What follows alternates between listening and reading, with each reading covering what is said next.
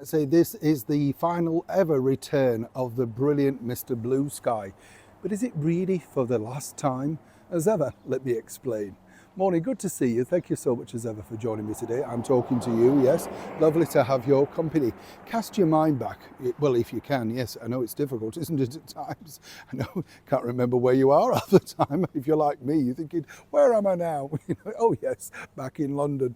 But no, when you think about it, we had some wonderful music, didn't we, in the 50s, 60s, 70s, 80s. I think it sort of started to peter out in my mind when it got to the 90s and it became more disposable. You remember things like MySpace and stuff like that. But one of the greatest bands, in my opinion, of the last 40 years is none other than this brilliant composer and the rest of the band, which formed, of course, the sort of band that gave us hits like this: Telephone Line, Mr. Blue Sky, Xanadu, Don't Bring Me Down. Yes, the Electric Light Orchestra, ELO, fondly known.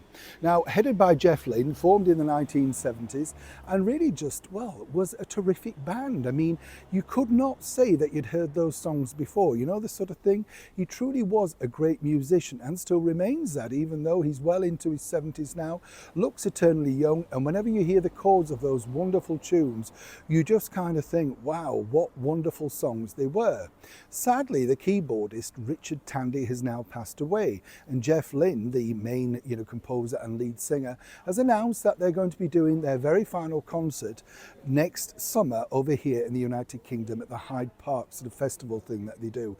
Now, when you think about it, ELO, part of the reason why, of course, it was so expensive to tour with the band was there was such a big live band, all playing their own instruments superbly, it has to be said as well. I just think they were a terrific band in the sense of that they came up with concepts. You know, if you think about the Out of the Blue album, all that sort of stuff, looking like a spaceship, their logos were up there with, you know, the Rolling Stones' famous lips, weren't they, and stuff like that. Just very, very clever. And let's not forget that Jeff Lynne became part of the wonderful group with the Travelling Wilburys, alongside the likes of the late and brilliant Roy Orbison and, of course, George Harrison. Cracking tunes there as well, you know, when you think one after the other. The reason I highlight this is simply because, as I say, music does get forgotten. And I would say, and I don't know if you agree with me with this, you know, particularly if you're out in America, do people still remember the Electric Light Orchestra? You know, they don't get played that much on radio anymore. I don't know why, you know, because they're just great songs and very upbeat and cheerful and all that sort of stuff.